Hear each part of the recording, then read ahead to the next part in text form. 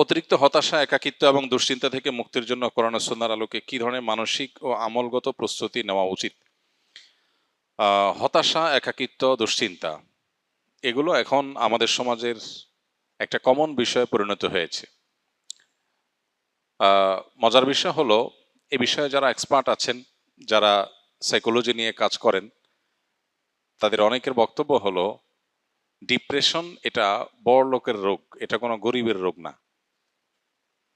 গরিব মানুষ সাধারণত তার সময় কাটে না, ভালো লাগে না, দুশ্চিন্তা, ডিপ্রেশন আছে, এরকম গরিব মানুষের মধ্যে পাওয়া খুব একটা যায় না।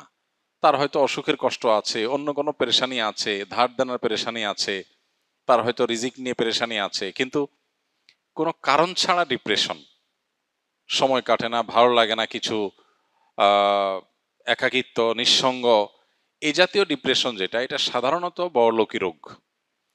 পৃথিবী যত উন্নতির দিকে অগ্রসর হচ্ছে, বাহ্যিক এবং খোলা চোখে যে উন্নতির দিকে আমরা এগিয়ে যাচ্ছি, এগুলোর সাইড এফেক্ট হিসেবে এমন অনেক বিষয় আছে যেগুলো আমাদেরকে ধ্বংসের অতল তলে নিয়ে যাচ্ছে। এর মধ্যে একটা হলো এটা, পৃথিবীতে যেই অঞ্চল, যেই এলাকার মানুষ যত বেশি উন্নত, যত বেশি অগ্রসর, তাদের ডিপ্রেশনের পরিমাণও তত বেশি, তাদের মধ্যে আত্মহত্যার প্রবণতা অনেক বেশি।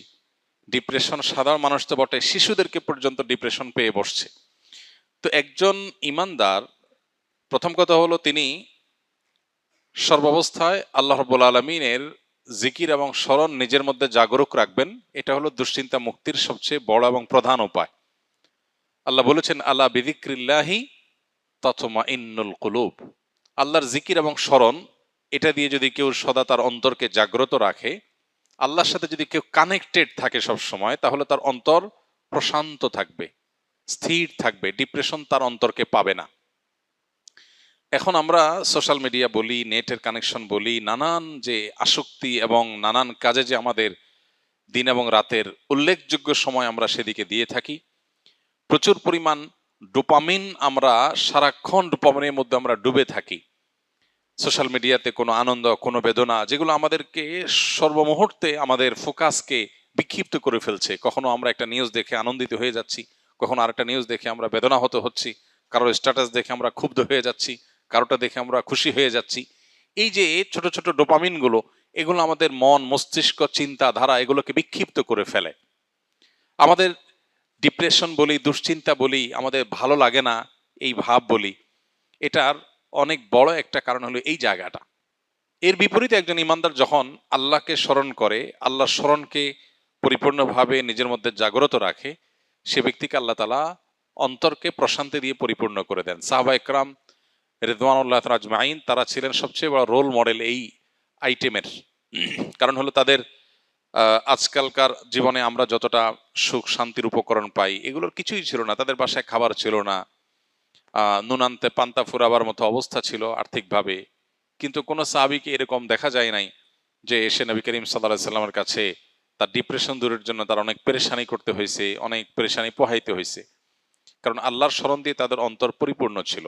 এই জন্য আল্লাহর সাথে যদি কারোর অন্তরের কানেকশনটা সবসময় সে ধরে রাখে, ৫ ওয়াক্ত নামাজ ৫ বার কানেক্টেড হওয়ার উপায়, সকাল সন্ধ্যার দোয়া জিকির আরো ২ বার কানেক্টেড হওয়ার উপায়, ঘুমানোর সময় অনেকগুলো দোয়া জিকির, এগুলো আরো বিশেষ কানেকশনের উপায়। এর বাইরে চলতে ফিরতে, উঠতে বসতে, বাজারে যেতে, বাজার থেকে আসতে, খেতে, খাওয়ার শেষে, খাওয়ার মাঝখানে, ঘুম ভেঙে গেলে, ঘুমাতে গেলে, ঘুম থেকে ওঠার পর, ওয়াশরুমে যেতে গেলে, বাসায় ঢুকতে গেলে, বাসা থেকে বের হওয়ার সময়, যে কোনো ভালো কাজ শুরু করার সময়, সারাক্ষণ আল্লাহর স্মরণ দিয়ে আমাদের জীবনটাকে অত্যন্ত ব্যস্ত করে রাখা হয়েছে আমাদের প্রশান্তির প্রয়োজনে। আমরা সেখান থেকে সরে গেছি, ডিপ্রেশন আমাদেরকে পেয়ে বসেছে। এটা হলো প্রধান কারণ। তাহলে আল্লাহর জিকির এবং স্মরণ, এটা হলো সবচেয়ে বড় উপায়। এবং ডোপামিন এবং এই জাতীয় বিক্ষিপ্ত করে ফেলার মতো, ফোকাস নষ্ট করার মতো, মন মেজাজকে বিক্ষিপ্ত করে ফেলার মতো বিষয়গুলো থেকে সরে আসা, এটা হলো ডিপ্রেশন থেকে বাঁচার অন্যতম প্রধান করণীয়। এরপরে যে করণীয়, সেটা হলো নবী করিম সাল্লাল্লাহু আলাইহি সাল্লাম বেশ কিছু দোয়া তিনি সবসময় আল্লাহর কাছে নিবেদন করতেন।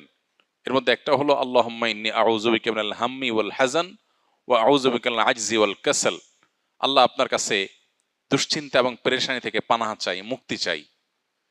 এই যে দোয়া নবীজি করেছেন, এই দোয়াটা বেশি বেশি করা যেতে পারে। আল্লাহুম্মা ইন্নী আউযু বিকা মিনাল হাম্মি ওয়াল হাযান। আল্লাহ, আপনার কাছ থেকে পেরেশানি এবং দুশ্চিন্তা থেকে আমি পানাহ চাই, মুক্তি চাই। একদম নবীজি সাল্লাল্লাহু আলাইহি ওয়াসাল্লামের ভাষায় আমরা এই দোয়াটা আল্লাহর কাছে বেশি বেশি নিবেদন করতে পারি।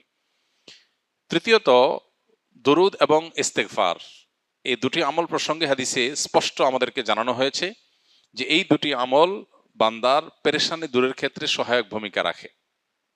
যে ব্যক্তি ইস্তেগফারকে তার জন্য অবধারিত করে ফেলে, ইস্তেগফার যে ব্যক্তি নিয়মিত করতে থাকে, আল্লাহ তাআলা যে কোনো পেরেশানি থেকে মুক্তির পথ তার জন্য বের করে দেন। সেজন্য এই আমলগুলো আমরা বিশেষভাবে আল্লাহ তাআলার কাছে নিবেদন করতে পারি। আল্লাহ তাআলা আমাদেরকে দুশ্চিন্তা এবং পেরেশানি থেকে মুক্ত হওয়ার তৌফিক দান করুন।